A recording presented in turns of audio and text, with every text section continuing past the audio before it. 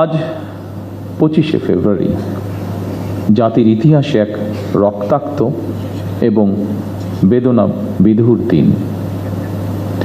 এই দিনটি এলে প্রকৃতি যেন আবার স্মৃতি ও শোকের ভারে নীরব হয়ে যায়।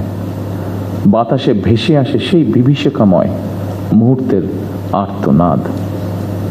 আমাদের হৃদয় গভীর বেদনায় ভারাক্রান্ত হয়ে ওঠে। 2009 সালের 25 এবং 26শে ফেব্রুয়ারি নির্মম ঘটনা আমাদের জাতীয় জীবনে এক গভীর ক্ষত সৃষ্টি করেছে, যার বেদনা সময় পেরিয়ে আজও বহমান। দীর্ঘ 17 বছর পরে শহীদদের স্মৃতি বিজড়িত এই প্রাঙ্গণে আজ আমার কণ্ঠ কিছুটা স্বাভাবিকভাবে ভারী হয়ে উঠছে। আমি কেবল একজন জনপ্রতিনিধি হিসাবে নয়, একজন সেনা পরিবারের সদস্য হিসাবে, একজন সহযোদ্ধার সন্তানের মতন আপনাদের সামনে, আপনাদের সাথে আজকে উপস্থিত হয়েছে। 2009 সালে সেই বিভীষিকাময় ঘটনায় 57 জন মেধাবী ও দেশপ্রেমিক সেনা কর্মকর্তা সহ মোট 74টি প্রাণ ঝরে গিয়েছিল। প্রতিটি নাম একটি পরিবারের আলো নিভে যাবার গল্প, প্রিয়জন হারানোর বেদনা বিধুর অধ্যায়, একটি সন্তানের পিতৃহীন হওয়ার ইতিহাস, একটি স্বপ্নের অসমাপ্ত মহাকাব্য।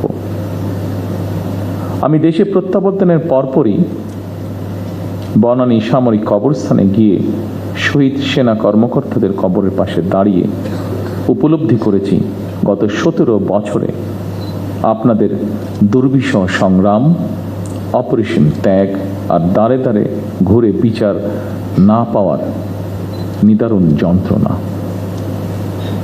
সম্মানিত উপস্থিতিবৃন্দ, আমি বিশ্বাস করি পিলখানার ঘটনাকে রাষ্ট্রীয় মর্যাদায় স্মরণ করা আমাদের জাতীয় দায়িত্ব।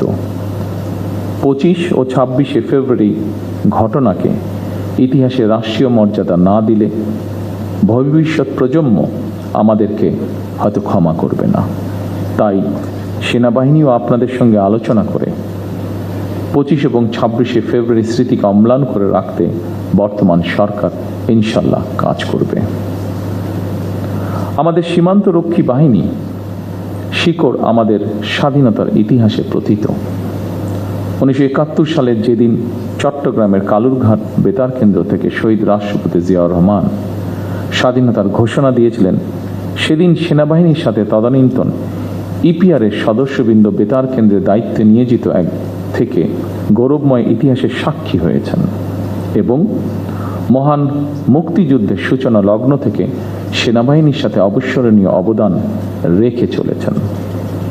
পরবর্তীকালে শহীদ রাষ্ট্রপতি জিয়াউর রহমান সীমান্তরক্ষী বাহিনীকে সুসংহত করতে বিশেষ গুরুত্ব আরোপ করে অবকাঠামোগত উন্নয়ন এবং প্রয়োজনীয় সংস্কার কাজ করেন।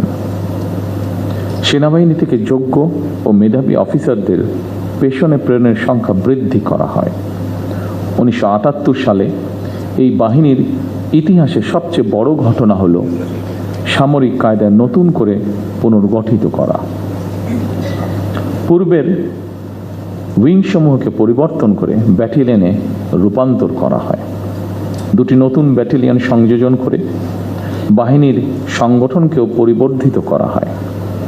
দীর্ঘ সংগ্রামের পর আজ জনগণের রায় নির্বাচিত সরকার দেশ পরিচালনা করছে। দেশের প্রশ্নে আমরা সীমান্ত বাহিনীকে আরও আধুনিক ও সুসংহত করব ইনশাআল্লাহ। আমাদের সদস্যরা দেশপ্রেম ও পেশাগত উৎসর্গতায় সীমান্তে দায়িত্ব পালন করবে ইনশাআল্লাহ। বাংলাদেশের স্বাধীনতা যুদ্ধে এবং স্বাধীনতা পরবর্তী দেশ গঠনে সেনাবাহিনীর রয়েছে উজ্জ্বল ইতিহাস। সেনাবাহিনী আমাদের সার্বভৌমত্বের প্রতীক।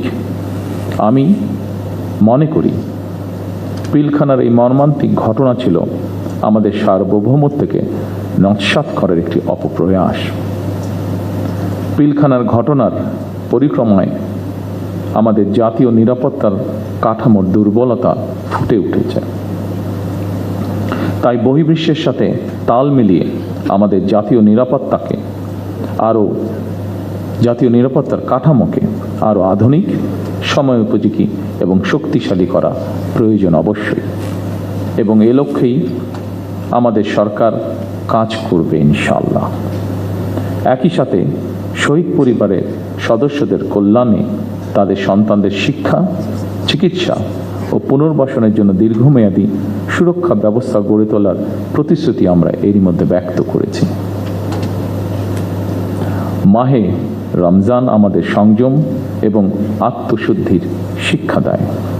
মহান আল্লাহর দরবারে প্রার্থনা করি তিনি যেন শহীদদের আত্মাকে শান্তিতে রাখেন, তাদের পরিবারকে ধৈর্য ও শক্তি দান করেন এবং আমাদের রাষ্ট্র প্রতিষ্ঠানসমূহকে ন্যায়, শৃঙ্খলা ও দায়িত্ববোধের পথে পরিচালিত করেন।